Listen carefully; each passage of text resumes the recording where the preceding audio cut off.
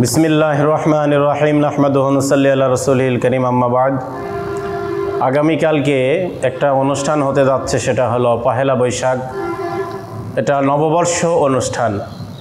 বুখারী মুসলিম সহ সিরাতের বিভিন্ন রিওয়ায়াতের মধ্যে একটা হাদিস এত প্রসিদ্ধ যে হুজুর সাল্লাল্লাহু আলাইহি ওয়াসাল্লাম এবং সাহাবা একরাম যখন মক্কা থেকে মদিনাতুল মুনাওয়ারায় আসলেন, তখন সেখানে দুইটি অনুষ্ঠান চলতো।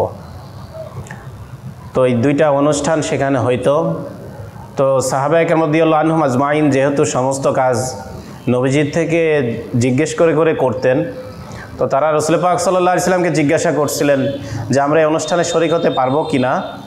তো রাসূল সাল্লাল্লাহু আলাইহি ওয়াসাল্লাম ওই অনুষ্ঠানে শরীক হওয়ার অনুমতি না দিয়ে যে আলাদা দুইটা অনুষ্ঠান, আনন্দের উৎসবের কথা সাহাবা একরামকে শিখায় দিয়েছেন। আল্লাহ পাকের পক্ষ থেকে দুইটা আলাদা অনুষ্ঠান, উৎসব, আনন্দ, নিয়ামত হিসাবে ইসলাম ও মুসলমানদের জন্য আসছে, সেটা দুই ঈদ। তো এই হাদিস থেকে অনেক প্রমাণ এবং এই হাদিস থেকে অনেক উসুল নিছেন ওলামা একরাম, ফুকাহা একরাম, মুহাদ্দিসিন একরাম, যে মুসলমান যেই এলাকাতে চলাফেরা করুক, যেই সমাজেই চলাফেরা করুক না কেন, সে সেই সমাজ মতো, সেই এলাকা মতো সে চলাফেরা করবে না। সে ইসলাম যেটা তার গাইডলাইন দিছে, যেই পদ্ধতি দিছে, সেই পদ্ধতি অনুসরণ করবে। ইসলামের মধ্যে যেইগুলা নেই, সেটা সমাজে, দেশে যেটাই থাকুক না কেন, রীতিনীতি, সেইগুলা থেকে মুসলমান বিরত থাকবে এবং কিয়ামত পর্যন্ত একই হুকুম। তো এই হাদিসের ব্যাখ্যায় অনেক ওলামা একরাম, মুহাদ্দিসিন একরাম লিখছেন যে এখানে যে মদিনাতে দুইটা অনুষ্ঠান হইতো ইহুদিদের, এই দুইটা অনুষ্ঠানের মধ্যে একটা ছিল নববর্ষের উৎসব। সেটা যে কোনো তারিখের অথবা যে কোনো ভাষাগত কিংবা দুনিয়াতে যত ধরনের আপনার বৎসর পুঞ্জি আছে, যত ধরনের বাৎসরিক সিস্টেম আছে, যে কোনো সিস্টেমের নববর্ষ সেটা হতে পারে। এটা ইসলামের মধ্যে নাই। কারণ একটা মানুষ যা কিছু করবে, সে তার ব্যক্তিগত জিন্দিগি থেকে আন্তর্জাতিক জিন্দিগি পর্যন্ত সমস্ত কিছু দিয়েই পরিপূর্ণ। আলিয়াউমা আকমালতু লাকুম দীনাকুম ওয়া আতমামতু আলাইকুম নি'মাতি ওয়া রাদিতু লাকুম ইসলাম দীনা ইন্নাদ দীনা ইনদাল্লাহিল ইসলাম। এটা হলো কমপ্লিট কোড অফ লাইফ। মা তাকুম রাসূলু ফাখুযু ওয়া মা নাহাকুম আনহু ফান্তাহু। আর এরকম অসংখ্য কথা যে হুজুর সাল্লাল্লাহু আলাইহি ওয়াসাল্লাম এবং সাহাবা একরামের আদর্শ, এটার বাইরে মুসলমানের কোনো কিছু করার পারমিশন নাই। হ্যাঁ, এমনও কিছু আছে যেগুলা ওলামা একরামরা জায়েজ বলেছেন, সেগুলাতে আমরা পার্টিসিপেট করতে পারি, কিন্তু সুন্নাহ হিসাবে অথবা একটা প্রকৃত মুসলমানের কাজ না। যারা স্বাভাবিক মুসলমান, একবার আম মুসলমান বলে যে তাদের জন্য জায়েজ একটা পন্থা রাখা হয়েছে, অথবা প্রকৃত মুসলমানদের জন্য বিশেষ বিশেষ কারণে বিকল্প হিসাবে জায়েজের একটা পন্থা রাখা হয়েছে। তো মুসলমান চলবে হলো সুন্নাহর উপরে, সিরাতের উপরে। তো এই যে পয়লা বৈশাখ নামে যে অনুষ্ঠানটা, এটার এক তো নববর্ষ পালনের যে ইতিহাস, যেমন বাংলা নববর্ষ পয়লা বৈশাখ, এটার পালনের যেটা ইতিহাস অনেক, ইতিহাসের দিক থেকে এটা অনেক ঘিন্ন ইতিহাস। এটা আসলেই আমাদের অনেক বড় ব্যর্থতা। আর এই নববর্ষ পালন অনেক আগ থেকে শুরু হয়েছে। হুজুর পাক সাল্লাল্লাহু আলাইহি সাল্লামের দুনিয়াতে শুভ আগমনেরও অনেক বহু আগ থেকে এই নববর্ষ পালনের প্রথা শুরু হয়েছে, এবং সেটা শুরু হয়েছে সমস্ত কিছুই অমুসলিমদের থেকে। তো এই যে নববর্ষ পালন, এটাকে ওলামায়ে কেরামরা স্পষ্ট নিষেধ করতেছে যে বিভিন্ন কারণে, একাধিক কারণ আছে।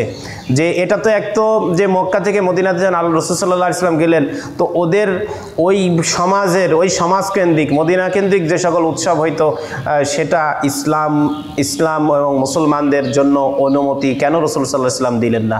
মুসলমানদের জন্য অনুষ্ঠানের দিক দিয়েও মুসলমানদের আলাদা একটা স্বকীয়তা থাকবে। এটা স্থান, কাল, পাত্রভেদে, দেশে দেশে, পরিবেশে পরিবেশে চেঞ্জ হওয়ার কোনো সুযোগ নাই।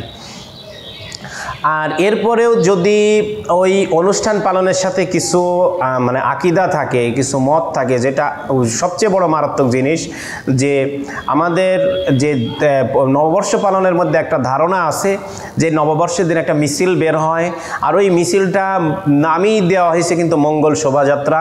তার মানে এই আগামী এক বছরের মধ্যে জন্য এখানে মঙ্গল হবে। আর সেখানে যে সকল প্রাণীর মূর্তি ব্যবহার করা হয়, ছবি ব্যবহার করা হয়, কিছু কিছু কথা ব্যবহার করা হয়, এগুলা সম্পূর্ণই কুফরি, শিরকি এবং মারাত্মক ঈমান বিধ্বংসী কথাবার্তা। যেটার মধ্যে কিছু কিছু প্রাণীর আলামত যেটা একেবারেই কুফরি, যে এই প্রাণী এই মিছিলে ব্যবহার করলে, এই শোভাযাত্রায় ব্যবহার করলে মঙ্গল হবে, তারপরে সারা বছর ফসল ভালো হবে, এইটা হবে সেটা হবে ইত্যাদি ইত্যাদি। এটা এক একটা এত জঘন্য, কিন্তু আমরা অনেকে না জেনে না বুঝে এটা করি। আর এবার আমি তো বলবো যে অবস্থা পুরা দুনিয়াতে, বিশেষ করে আল-আকসাতে ফিলিস্তিনে এত নির্যাতিত মুসলমান, আমাদের এই একটা নাজায়েজ এবং শরিয়া বিরোধী এবং কুফরি এবং শিরক মিশ্রিত এই অনুষ্ঠান পালনে যে লক্ষ লক্ষ কোটি কোটি টাকা ব্যয় হবে, এটা আমরা ওই ফিলিস্তিনি ভাই বোন শিশুদের জন্য আমরা ব্যবহার করতে পারতাম। এটা সম্পর্কে আল্লাহ পাকের কাছে অবশ্যই হিসাব দিতে হবে যে একদিকে মুসলমানের কি অবস্থা, কি হালত, আর একদিকে মুসলমান হিন্দু আনি অমুসলিমদের, কুফফারদের, এবং আমরা অমুসলিম বললে ভুল হবে, যারা নিকৃষ্ট মানের মানে যাদের কার্যকলাপ ছিল দুনিয়াতে, এই সকল মানুষের উদ্ভাবনীয় এইরকম মানে শয়তান এবং নফসকে খুশি করা এবং কুফরি মতবাদওয়ালা এবং মানে স্টেপে স্টেপে শিরকি, এক একটা শিরকি মতবাদ যেটার সাথে জড়িত হলে গুনাহ আর গুনাহ, এইটার সাথে আমরা আজকে লিপ্ত হয়ে সেখানে কোটি কোটি টাকা ব্যয় করতেছি। আর অপরদিকে আজকে মুসলমানের কি হালত। তো আজকে আমাদের কখনো এগুলা করা উচিত হবে না। আমাদের যাদের বাসায় বাচ্চা কাচ্চাদেরকে আমরা বোঝাই।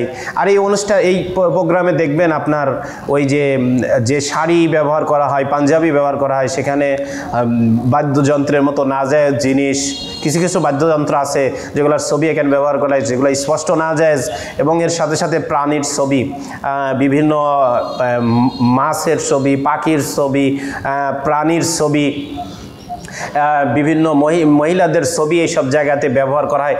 মানে এত ধরনের গুনাহ। এবং বিভিন্ন মেলার নামে, সেখানে বিভিন্ন মেলার নামে ওই মূর্তি আকারে মিষ্টান্ন বানানো, সেগুলা একটা মুসলমান মূর্তি আকারের মিষ্টান্ন সেগুলা কিনে খাইতেছে, মূর্তি খাইতেছে, সেটাকে আমাদের কাছে বোঝাই দিয়েছে পুতুল। মানে এমনভাবে আমাদেরকে গ্রাস করতেছে। সেজন্য এই সকল অনুষ্ঠান, আর আমরা ওলামায়ে কেরামরা তো সজাগ করতেছে জাতিকে, বারবার এগুলা স্পষ্ট করতেছে, বলতেছে, কিন্তু ওলামায়ে কেরামের হাতে যে প্রশাসনিক পাওয়ার, রাষ্ট্রীয় পাওয়ার, আসলেও কি এগুলো আছে? অথবা ওলামায়ে কেরাম না হোক, সৎ মানুষ যারা অপচয় পছন্দ করে না, যারা এমন জিনিস পছন্দ করে না যে ইসলাম ও মুসলমানদেরকে ঠাট্টার পাত্র বানানো, অমুসলিমদেরকে খুশি করা, এমন অনুষ্ঠান তারা করবে না। এমন নেককার, এমন সৎসাহসী, এমন আমানতদার মানুষকে আমাদের মাথার উপরে আছে। বলে যে আজকে আমি যতটুকু জানি যে প্রশাসনিকভাবে এবং রাষ্ট্রীয়ভাবে প্রত্যেকটা সরকারি, বেসরকারি, বিশেষ করে সরকারি যত ধরনের প্রতিষ্ঠান, শিক্ষা প্রতিষ্ঠান হোক, হসপিটাল হোক, এমনকি বিভিন্ন সরকারি অফিস, প্রশাসনিক অফিস, এই সমস্ত জায়গায় বাধ্যতামূলক করা হয়েছে বৈশাখীর যে গান, এই গানের মধ্যেও শরিয়া বিরোধী কথাবার্তা লিপ্ত রয়েছে। মানে এর প্রত্যেকটা স্টেপে স্টেপে আমাদের এলাকার অনেক হিন্দুরা তো বলে দিছে যে আমাদের অনুষ্ঠানগুলো তোমাদেরকে দিয়ে দিছি। আর আমি একটা সংক্ষেপে একটা কথা বলি, দেখেন আমাদের যে আল্লাহ রাসূল সাল্লাল্লাহু আলাইহি ওয়াসাল্লাম যে প্রোগ্রামগুলো দিয়েছে সেটা কত সুন্দর, মার্জিত। কিন্তু এই পয়লা বৈশাখের দিন আপনি প্রত্যেকটা মন্দিরে যদি অবস্থান নেন, প্রত্যেক মন্দিরের আশপাশে সকালে আপনি নিজেকে বিশ্বাস করাইতে পারবেন না কি ভয়ঙ্কর ভয়ঙ্কর অস্ত্র নিয়ে শরীরে বিশ্রী রং টং মেখে, মানে দেখতেই ভয়ঙ্কর এরকম চেহারা অবস্থান, ভয়ঙ্কর ভয়ঙ্কর অস্ত্র নিয়ে তারা শোডাউন দিচ্ছে। ওইটা নাকি এই সকালে করতে হয়, আল্লাহ মাফ করুক। তো আজকে যদি কোনো মুসলমান ঈদের দিনে একটু বিভিন্ন ইয়েটিয়ে নিয়ে যদি একটু মানে আনন্দ করতো, তাদেরকে আমরা অন্যভাবে ট্যাগ লাগাই আটকায় দিতাম। আল্লাহ পাক আমাদের সবাইকে এই ঈমান বিধ্বংসী মান তাশাব্বাহা বিকওমিন ফাহুয়া মিনহুম, এই উঠা বসা চলাফেরা যাদের সাথে মিল হবে তাদের সাথে হাসর নাচর হবে। যেমন আবু জেহেল রাসূল সাল্লাল্লাহু আলাইহি ওয়াসাল্লামের সাথে থাকে, পাশে থাকেও, কিন্তু দিন পাই নেই, একসাথে উঠা বসা করতে পারিনি, হাসর নাসরের প্রশ্নই ওঠে না। আর আজকে 1400 বছর 1500 বছর পরেও যদি আমরা রাসূল সাল্লাল্লাহু আলাইহি ওয়াসাল্লাম সাহাবায়ে কেরামের আদর্শকে মেনে নেই, আল্লাহ রাসূল এবং সাহাবীদের সাথে আমাদের হাসর নাসর হবে। ইসলাম এমন একটা জিনিস, বংশ স্থান কোনো কিছু দেখেন না। ইসলাম দেখে হলো মানুষের কর্ম পদ্ধতি, এগুলো যদি আমাদের মিলে যায় তাহলে একটা ব্যক্তি যত গরিব হোক, যত ধরনের হোক না কেন, আল্লাহ তাআলার কাছে সে দামি। তা আমি আমার কেন আখিরাতকে বরবাদ করব? এই অনুষ্ঠানে নিজেও বিরত থাকি, সন্তানদেরকে বোঝাই, সবাইকে বোঝাই।